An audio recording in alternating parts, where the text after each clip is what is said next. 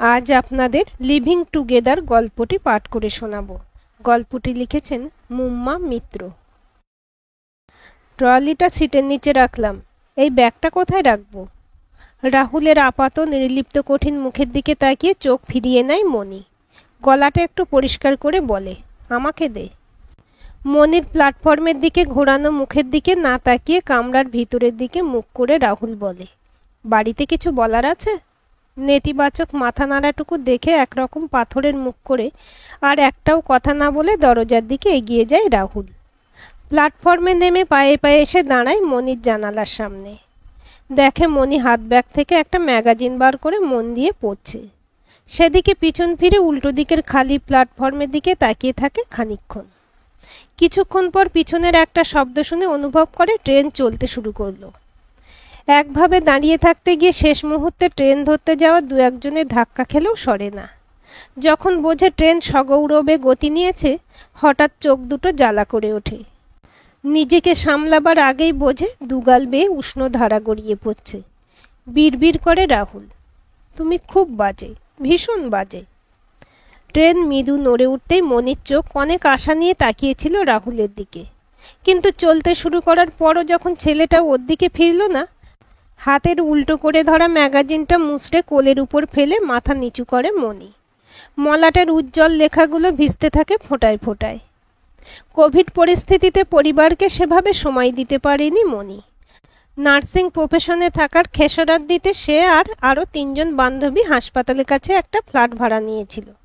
First wave যখন আছড়ালো, এক সময় ওর মনে হয়েছিল ট্রান্সপোর্টের যা সমস্যা, তার থেকে বেশি রিস্কি হয়ে যাচ্ছে ওর 2 কামরার ফ্ল্যাটে ফেরাটা। একটা ব্যবস্থা করেছিল রাঘব। ও আর রাহুল শিফট করে গেছিল রাহুলের রুমে। একটা ঘর ছেড়ে দিয়েছিল মনির জন্য। কিন্তু ট্রেন বন্ধ হয়ে গেল। তারপর একসময় ওর 2 ঘন্টা জার্নি করে এভাবে কমপ্লেক্সে আসাটাই আশপাশের বেশ কিছু মানুষের আপত্তির কারণ হয়ে দাঁড়ালো। যদিও মনি ও রাঘবের সবার আপদে বিপদে গিয়ে দাঁড়াবার অভ্যাসটা তাদের কখনোই সামনাসামনি কোনো অপ্রীতিকর পরিস্থিতিতে পড়তে দেয়নি, কিন্তু সেই পরিস্থিতি যে কোনো দিন আসবে না এমন গ্যারান্টিও ছিল না। টিভিতে নিউজে নানা ধরনের খবর দেখত রাঘব আর রাহুল, আর মনে মনে ভয় পেত মনিকে না কোনো দিন প্রতিবেশীদের কোনো বিরোধের মুখে পড়তে হয়। সমস্যাটা আপনা থেকেই সমাধান হয়ে গেল যখন মনির 3 জন কলিগ কিছু না কিছু সমস্যার জন্য সিদ্ধান্ত নিল হাসপাতালের কাছাকাছি একটা ফ্ল্যাটে একসাথে ভাড়া নিয়ে থাকবে। মালিক ভদ্রলোক নিজেই মুম্বাইতে। তিনি মনির কলিগ রোশনির কাকা হন। নামমাত্র ভাড়ায় তিনি ফ্ল্যাটটা ওদের থাকার জন্য দিলেন। নিঃসন্তান বিপত্নিক বৃদ্ধ রোশনিকে মেয়ের মতো ভালোবাসেন, আর নিজেও একবার হসপিটালাইজ হয়েছিলেন করোনাজনিত কারণে।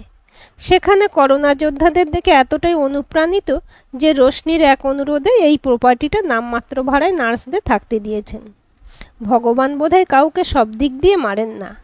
রাঘব আর রাহুল সব দিক ভেবে এই ব্যবস্থায় রাজি হয়ে গেল। এখনও অবধি এই ব্যবস্থাটাই চলছে। রাঘব চিরকালই যুক্তিবাদী মানুষ, আর রাহুল তার মণিমার কাজের জন্য এটুকু কষ্ট করতে কোনো আপত্তি করেনি।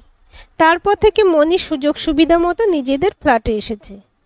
রাঘব জীবনটাকে এতটাই হাতে কলমে যাচিয়ে দেখেছে যে লকডাউনে অন্তত রান্না আর ওদের দুজনের বাকি ঘরের কাজের জন্য অন্তত মণিকে মিস করেনি। মিস করেছে ভয় পেয়ে। প্রতি মুহূর্তে ভয় পেয়েছে কোনো খারাপ খবর পাওয়ার। রাহুলের অবশ্য জ্ঞান হওয়ার পর থেকে এত বছরে এই প্রথম এতদিন তার মণিমাকে ছেড়ে থাকা। ওদের হায়ার সেকেন্ডারি পড়াশুনো তখন 20 বাউ জলের নিচে।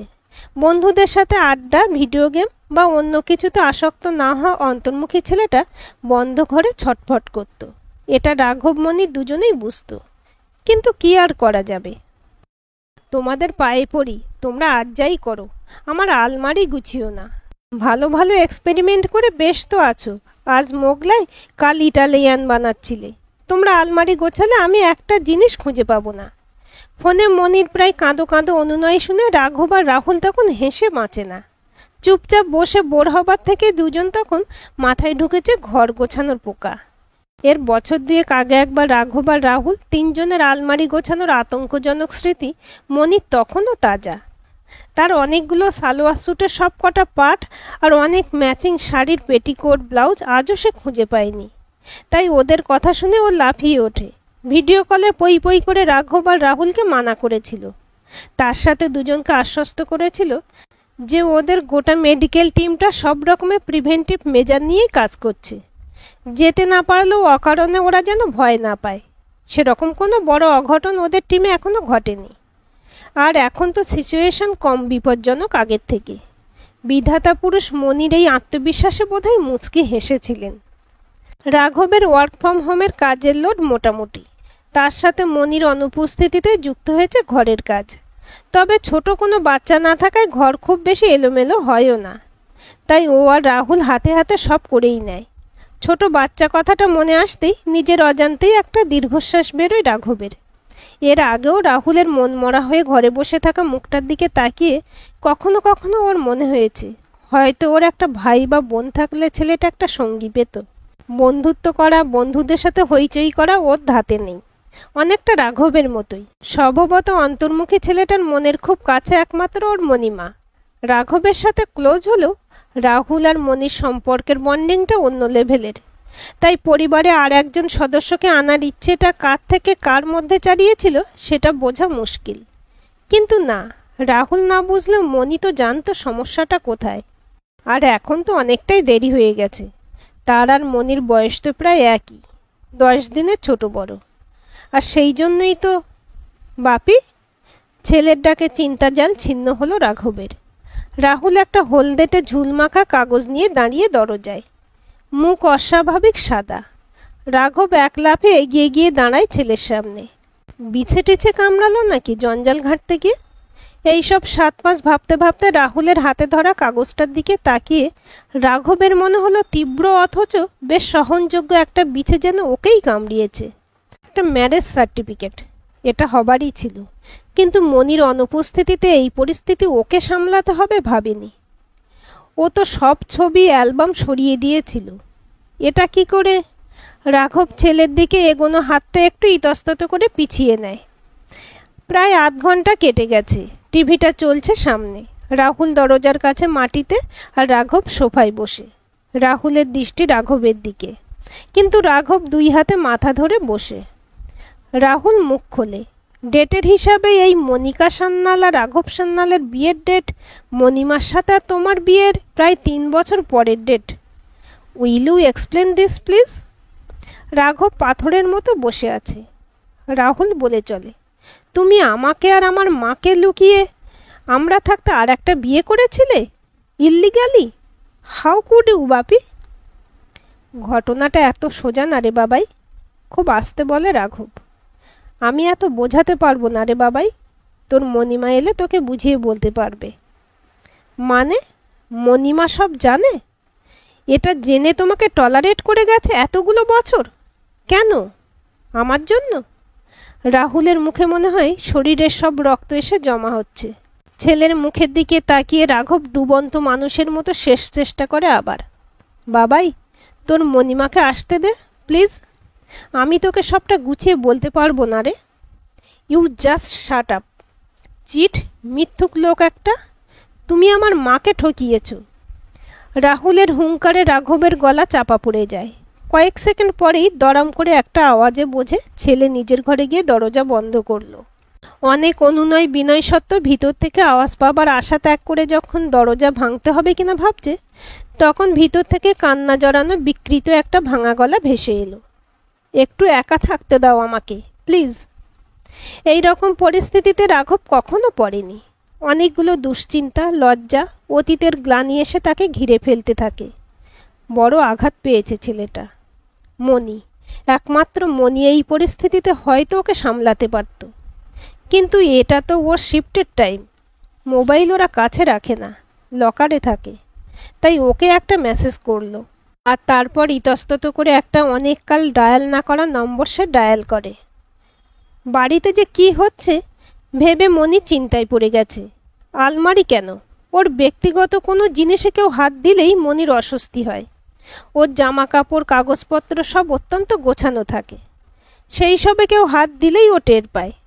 এখন ওর ভয় হচ্ছে রাঘব আর রাহুল ওর সব সাজানো গোছানো জিনিসের না জানি কি হাল করেছে। এইসব টেনশনে তো বটেই লাস্ট কয়েকদিন আরও কিছু টেনশনের ঘটনা ঘটেছে। দিন কয়েক আগে ওর কোভিডের কিছু সিমটম দেখা দেওয়ায় আইসোলেশনে ছিল এই ফ্ল্যাটের একটা ঘরে। ওর কলিগরা সামলে নিয়েছে, কিন্তু রাঘবকে এটা জানতে দেয়নি। যদিও রিপোর্ট নেগেটিভ, তবুও এখন উইকনেস প্রচণ্ড। তাই রিপোর্টের উপর ভরসা না করে সমস্ত রকম প্রিভেন্টিভ মেজার নিয়েছিল ওরা। এর মধ্যে গতকাল রিতার ফোন আসায় ও একটু অস্বস্তিতে পড়েছিল। 2 সপ্তাহ আগে কল এসেছিল মহেশদার। এই পরিস্থিতিতে তার মতো পেশায় থাকা মানুষকেই আত্মীয়রা খুঁজবে, এটাই স্বাভাবিক। তবুও এই প্রথম শুধু তাকে আলাদা করে কল করা মহেশদার। মানুষটা বিগত বছরগুলোতে তাকে সরাসরি অপমান না করলেও ভাবে ভাবে তার প্রতি বিতৃষ্ণা উগরে দিতে দুবার ভাবেনি। সেই মানুষও যখন তাকে ফোন করে অসহায়ের মতো সাহায্য চাইল, মনিও দুবার ভাবেনি। সে মানুষটাই অমন। তার পক্ষে যতটা সম্ভব ইনফরমেশন দিয়ে বেড আর অক্সিজেন অ্যারেঞ্জ করে দিয়েছিল। কিন্তু গতকালই রিতার কাছে মনি জানতে পারল ওর সব উদ্যোগ বিফলে গেছে। যার জন্য এত কিছু করা, সে আজ সব বিদ্বেষ অভিযোগের বাইরে। কথাটা রাঘবকে জানানো দরকার, কিন্তু সেটা ফোনে জানানো কতটা কি ঠিক হবে বুঝতে না পেরে ও এখনও জানায়নি। ভাবছে একবার ফ্ল্যাটে চলে যাবে। ওর আইসোলেশন পিরিয়ড সেভাবে কিছু নেই, আর জ্বরটাও আসেনি। রিপোর্ট তো নেগেটিভই ছিল। একটু রিস্ক নেবে, কারণ ছুটি পাওয়া এমনি তো অসম্ভব। তাই জয়েন করার আগেই একদিনের জন্য একটু ওদের দেখে আসা। কি যে করছে বাপ ছেলে মিলে, এই চিন্তাভাবনার মধ্যেই একটা মেসেজ ঢোকে। রাঘব লিখেছে, রাহুল সত্যিটা জানতে পেরেছে, পারলে একটিবার এসো। মনির বুকে রক্ত ছলাৎ করে ওঠে। কি জানলো ছেলেটা? কতটাই বা জানলো? ভাবতে ভাবতেই রিতার কলটা রিসিভ করে মনি। যা ভয় পাচ্ছিল সেটা এই সময় এভাবে ঈশ্বরের অমোঘ বজ্রের মতো ওর পরিবারকে টুকরো টুকরো করতে নেমে আসবে, এ তার সুদূর কল্পনাতেও ছিল না। ওপারের কথাগুলো শুনতে শুনতে কখন হাত থেকে ফোন পড়ে গেছে আর লুটিয়ে পড়েছে বিছানায়ও জানে না। রাহুল, দরজা খোলো বাবু, আমাদের কথাটা শোনো। তুমি বাবা সাইডে নেবে পিসি, আমি জানি। তুমি পিসে কেউ কখনোই আমার মাকে দেখতে পারো না। আমার তোমাদের কাউকে দরকার নেই। ড্রয়িং রুমে রাঘব আর মহেশ বসে, দুজনের দৃষ্টি রিতার দিকে, যেখানে অনেকক্ষণ ধরে রাহুলের রুমের দরজার সামনেও দাঁড়িয়ে চেষ্টা করছিল দরজা খোলাবার। ব্যর্থ মনোরথ হয়ে ফিরে এসে মাথা নাড়ে রিতা। মহেশ বিড়বিড় করে, মায়ের মতোই জেদি হয়েছে। তারপর উঠে দাঁড়ায়। রিতা ওর হাত ধরে আটকাতে গেলে সে হাত ছাড়িয়ে নিয়ে মহেশ গিয়ে দাঁড়ায় রাহুলের দরজায়। গলাটা একটু পরিষ্কার করে নক করে, রাহুল, আমি পিসে। তুমি যাও পিসে, আমি কারো সাথে। মনিকা সান্যাল আমার নিজের বোন Rahul, we need to talk. খানিকক্ষণ সব চুপ। রাঘব আস্তে আস্তে উঠে বারান্দায় গিয়ে একটা সিগারেট ধরাতে ধরাতে শোনে লক খোলার শব্দ। মণিমালা রাঘব একে অপরকে ভালোবাসত। ওরা সমবয়সী বলে আমার শাশুড়ি মা, তোমার ঠাম্মা এ বিয়েতে মত দেননি। ওরা তখন বাড়ির অমতেই কালীঘাটে বা কোনো একটা মন্দিরে গিয়ে বিয়ে করে লুকিয়ে। বিয়ের ডেটে ওরা কাছের একটা স্টুডিওতে গিয়ে একটা ফটোও তুলেছিল। তুমি দেখে থাকবে, যেটার পিছনে তারিখ সমেত স্টুডিওর স্ট্যাম্প দেওয়া। ওটাই ওদের বিয়ের একমাত্র প্রমাণ। আর ওই ফটোটা থেকেই সব অশান্তির সূত্রপাত হয় পরে।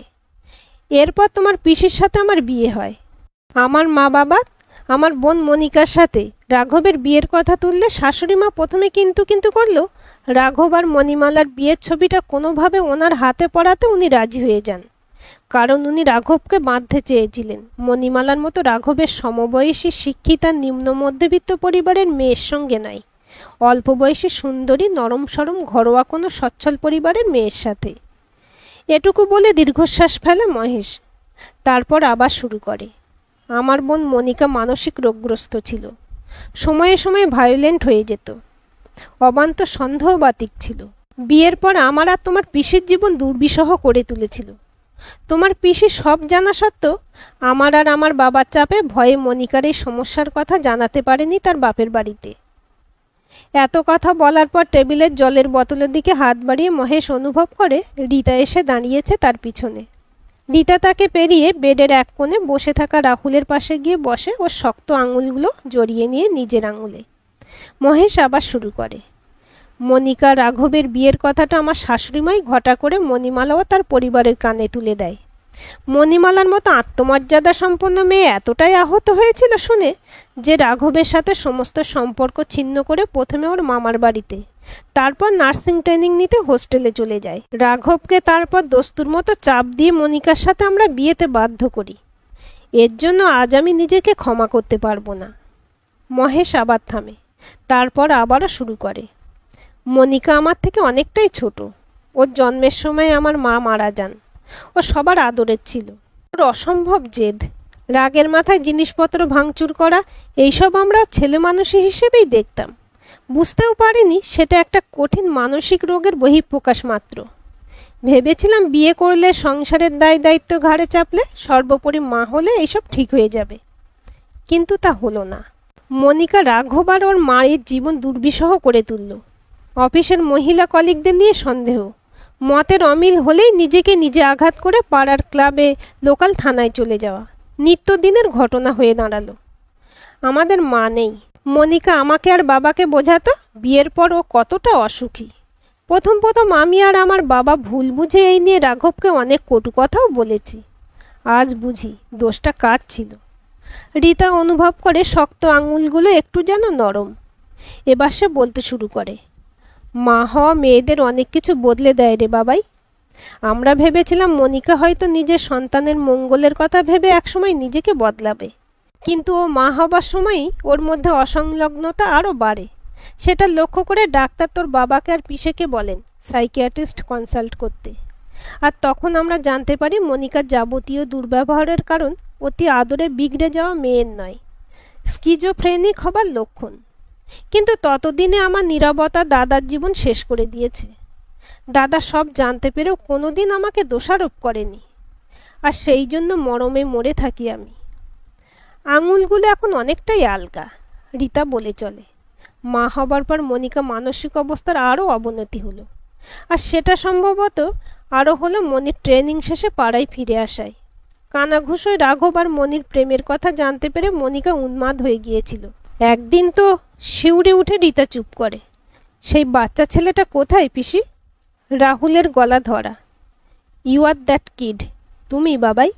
মহেশ সরাসরি রাহুলের দিকে তাকিয়ে। মণিমা আমার মা নয়? না, সে তোমার জন্মদাত্রী নয়, কিন্তু সে তোমার জীবনদাত্রী, মহেশ বলে। দাদার ডান হাতের উপরে যে পোড়া দাগটা আছে সেটা তোকে বাঁচাতে গিয়েই বাবাই। তোর জন্মদাত্রী মা দাদার সাথে ঝগড়া করতে করতে গরম ফ্যানের গামলা তুলে দাদাকে ছুঁড়ে মেরেছিল। তুই দাদার কোলে ছিলি।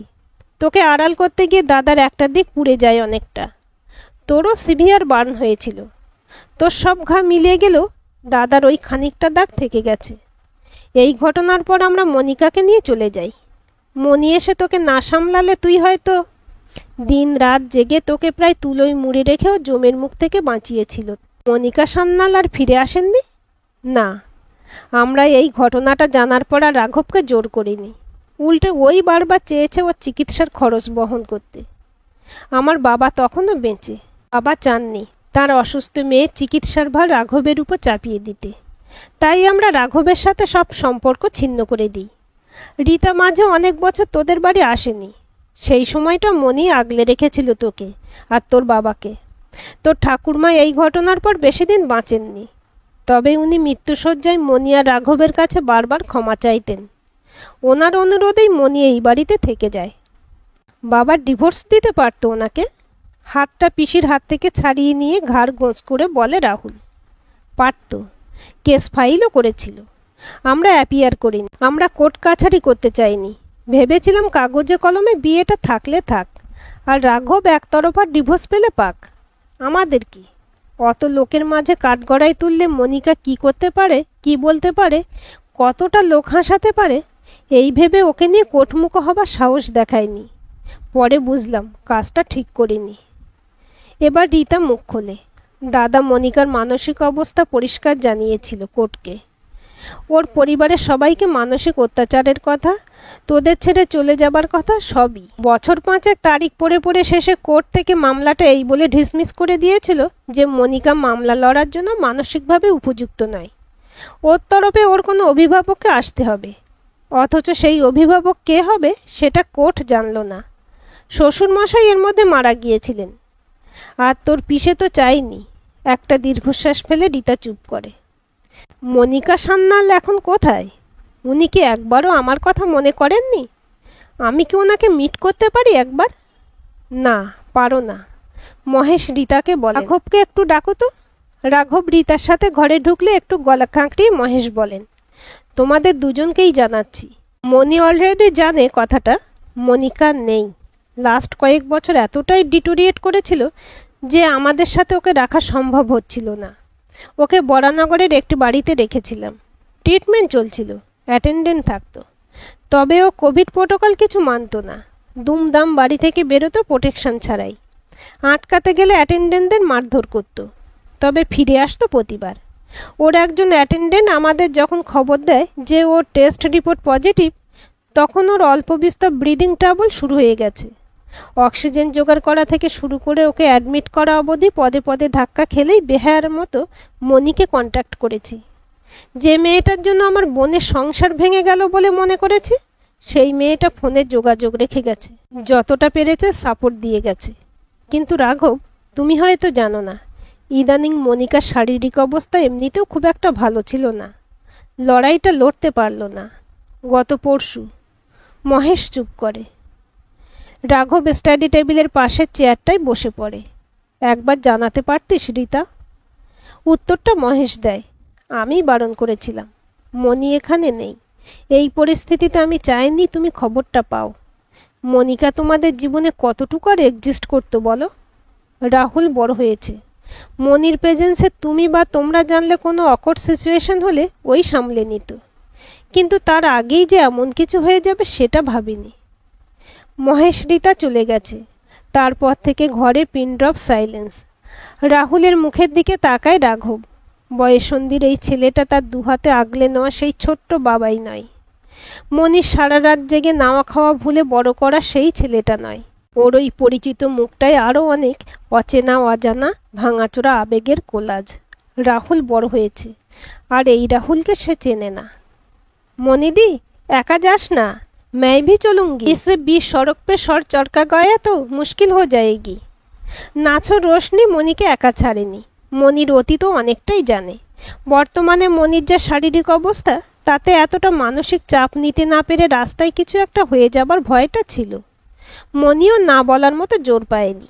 কলিং বেলের শব্দে যে রাঘব এসে দরজা খুলল, তাকে দেখে মনির সাথে রোশনিও চমকে গেছে। মনে হচ্ছে রাতারাতি মানুষটার 10 বছর বয়স বেড়ে গেছে। চোখ লাল, নিচে কালি, কিরকম একটা হাল ছেড়ে দেওয়া ভাব।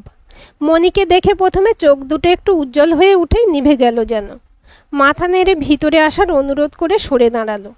রোশনি পরিষ্কার বুঝতে পারছিল রাঘব আর মনির চোখাচোখি হবা মাত্র পারিবারিক ঝড়টা আবার কোথাও শক্তি সঞ্চয় করতে লেগেছে। ওর মনে হলো এবার অন্তত ওদের একা ছাড়া উচিত। সামহালিয়ে দাদা আপকা আনমোল মনি, মুঝে জলদি হ্যায়, একটু হালকা গলায় বলে মনিকে বলল, দি যবে যাবি কল কর দেনা, I will receive you from station. Moni একটু ঘাড় নাড়ালো শুধু। রোশনি একটু থমকে মনির কাঁধে একটু চাপ দিয়ে লিফটের দিকে চলে গেল। ঘরে ঢুকেই প্রথমে মনির চোখ পড়ল রাহুলের ঘরের দরজা বন্ধ, ভেজানো না, লকড। রাতে শোবার সময় রাহুল অনেক সময় দরজা বন্ধ করে না, বলে ওর নাকি সফোকেশন হয়। আজ সেই দরজা লক দেখে রাঘবের দিকে তাকাতে রাঘব তার অনুচ্চারিত প্রশ্নের উত্তর দিল, কাল থেকেই। বাবাই, কাঁপা কাঁপা গলায় ফাঁসির আসামির মতো দরজায় একটা চাপড় দিল মনি। কোনো উত্তর নেই। তোকে অনেক কিছু বলার আছে, তুই তো খুব ছোট, তাই আগে বলতে পারিনি রে। একবার দরজাটা খোল প্লিজ, সব বলবো। কিছুক্ষণ আবার সব চুপচাপ। মনি হতাশ হয়ে ফিরতে যাচ্ছে। লক খোলার শব্দ হলো খুট করে। Thanks for everything. আমার জন্মদাত্রী মায়ের শেষ সময় তুমি যতটুকু করেছো, তার জন্য অসংখ্য ধন্যবাদ। আমি না খুব এলোমেলো হয়ে গেছি গো। আমার নিজের আইডেন্টিটাই মিথ্যে লাগছে। আমাকে একটু একা থাকতে দেবে প্লিজ? উত্তরের অপেক্ষা না করেই দরজাটা মনির মুখের উপর আস্তে আস্তে বন্ধ করে গেল আবার। রাহুলের কথাগুলো গরম সীসার মতো মনির কানে ঢুকছিল। বলার জন্য গলায় ভিড় করা কথাটা তখন জট পাকিয়ে গিয়ে চোখ থেকে ঝরছে। তার বাবাই তাকে ধন্যবাদ জানাচ্ছে। এত বড় হয়ে গেল ছেলেটা, আজ জন্মদাত্রী মায়ের হয়ে ধন্যবাদ জানাচ্ছে। এই রাহুল তো তার বাবাই নয়। এর তো আর তার মণিমাকে প্রয়োজন নেই। মণি টলতে টলতে ড্রয়িং রুমের সোফায় এসে বসে পড়ল। রাঘব এক গ্লাস জল এনে পাশে রাখতেই রাঘবের কোমর জড়িয়ে হাউ হাউ করে কেঁদে উঠতে গিয়েও কান্নাটা গিলে ফেলল মণি। রাঘব তার পিঠে হাত রেখে অনুভব করতে থাকলো সেই প্রচণ্ড আবেগে মনির কেঁপে ওঠা। মনে পড়ল অনেক বছর আগের এক দুপুরের কথা, যেদিন তার মা ইচ্ছে করে সাত সকালে মণিমালাদের বাড়িতে গিয়ে ঘটা করে জানিয়ে এসেছিলেন কত বড় পাল্টি ঘরে তার ছেলের বিয়ে হচ্ছে। সেদিন দুপুরেও মণির ছাদের ঘরে রাঘব অসহায়ভাবে দাঁড়িয়ে এভাবেই মণিকে টুকরো হতে দেখেছিল। ঘন্টা, মিনিট, সেকেন্ডের হিসেব ছিল না একে অপরকে আঁকড়ে থাকার। সেদিনও মনে হয়েছিল এই শেষবার একে অপরের শরীরের গন্ধটুকু নিয়ে নিচ্ছে বাকি জীবনের সঞ্চয় করে। আজও সেই একই অনুভূতি, তফাৎ একটাই, আজ এই বয়সে এসে রাঘবের নতুন পরিস্থিতিতে আবার নতুন করে মানিয়ে নেবার মতো নমনীয়তা আর বোধহয় নেই। রাঘব তার সিদ্ধান্ত নিয়ে ফেলেছে, মণিকে বোঝাতে হবে রাহুলের ভালোর জন্য এটা ওদেরকে করতেই হবে। রাঘব হাঁটু মুড়ে মেঝেই বসে পড়ে মণির সামনে, রাত গড়ায়। ভোর হয়ে গেছে, তোমার চা। কাপটা নামিয়ে রাখে মণি। রোশনিকে ফোন করেছ মণি? বড় ট্রলির হ্যান্ডেলটা ধরে মণি বলে, গেলাম। রাঘব নিরুত্তর, মাথাটা দুহাতে ধরে বসে থাকে ঈষৎ ঝুঁকে। মণি আস্তে করে হেঁটে যায় রাহুলের ঘরের সামনে। ও উঠেছে। বাথরুমে কল খোলার আর ফ্লাশের আওয়াজ পেয়েছে মণি। একটু স্টেশন অবধি যাবি বাবাই? দরজা খুলে যায়। রুমমেটদের মর্নিং শিফট। রোশনি স্টেশন থেকে বাড়ি অবধি চুপচাপ এসে খালি ফ্ল্যাটে ঢুকে ফেটে পড়ল রাগে। তুই পাগল মণিদি, একটা বাচ্চা ছেলে, তোরা ওকে বোঝালি না? উল্টা তুই ঘর ছোড়কে আগেই। আরু ম্যাড অর হোয়াট? আর রাঘব ধাবি কেমন লোক, তোকে ছেড়ে দিল, আসতে দিল? ও আর এখানে থাকবে না বোধহয় রে। ছেলেটা যেতে রাজি হলে ওকে নিয়ে, না হলে ও থাকার ভালো অ্যারেঞ্জমেন্ট করে ও হয়তো ট্রান্সফার নিয়ে দূরে চলে যাবে। রোশনি, আমি আর দেখতে পাবো না ওদের। আমার যে আর কেউ নেই। সমস্ত অবরুদ্ধ বাষ্প জল হয়ে ঝরে পড়ে এবার। আচ্ছা জি, বাপ और বেটা, তু তেরা কেয়া और डूमैन आउट? কোনো উত্তর না পেয়ে ধূপধাপ করে বাজারের ব্যাগটা টেনে নিয়ে রাগে মুখ লাল করে বেরিয়ে যায় রোশনি। ফিরে ফ্ল্যাটে দরজায় নক করতে গিয়েই রাহুল বুঝল দরজাটা খোলা। ঠেলতেই খুলে গেল। ভেতরে ঢুকে বুঝতে পারলো রাঘব বেডরুমে। আস্তে আস্তে হেঁটে দরজায় দাঁড়াতে দেখলো গোটা খাট জুড়ে কাগজপত্র ছড়ানো। রাঘব তখনও লকারে কিছু খুঁজে চলেছে। পায়ের শব্দে পিছন ফিরে তাকালো। তোমার মণিমার কিছু কাগজপত্র রয়ে গেছে। আমাদের তিনজনের পেপার আলাদা আলাদা করে গুছিয়ে রাখছি। ওরটা পাঠিয়ে দেব কুরিয়ারে। হাসার চেষ্টায় স্বাভাবিক আবার ব্যর্থ অভিনয় করে রাঘব। বাপি? রাহুলের ডাকে ওর দিকে দেখে রাঘব। মণিমার স্কুল, কলেজ সব জায়গায় নাম মণিমালা সরকার, অথচ পরে সার্ভিস রেকর্ডে মনিকা সান্যাল কেন? বাঙালি মেয়েরা বিয়ের পর তো সারনেম চেঞ্জ করে, নাম তো চেঞ্জ করে না। যতবার এটা মণিমাকে জিজ্ঞেস করেছি, মণিমা বলেছে মণিমালা নামটা ব্যাকডেটেড, মনিকা শুনতে মডার্ন লাগে। আসল কারণটা কি বাপি? তোর বার্থ সার্টিফিকেট, ওতে তোর মায়ের নাম মনিকা। মনি চাইনি এই নিয়ে তোকে কোনোদিন কোনো অপ্রীতিকর প্রশ্নের মুখে পড়তে হোক, তাই শুধু পদবী না, নিজের নামটাও পাল্টে নিয়েছিল তোর কথা ভেবেই। খানিকক্ষণ চুপচাপ দুজনেই। রাঘব এগিয়ে এসে রাহুলের দুই কাঁধে হাত রেখে বলে, সিচুয়েশন আরেকটু ঠিক হতে দে। আমি আর তোর মণিমা ঠিক করেছি, তুই যা চাইবি তাই হবে। তুই না চাইলে ও আর কখনো এই ফ্ল্যাটে ফিরবে না। শেষের কথাগুলো বলতে গিয়ে গলা কেঁপে যায় রাঘবের। গলাটা আরেকটু ঝেড়ে নিয়ে বলে, তোর নর্থ বেঙ্গল কেমন লাগে? যাবি? ট্রান্সফার অ্যাপ্লাই করব? ট্রান্সফার? তাতে তো অনেক টাইম লাগবে, পেপার ওয়ার্ক থাকবে।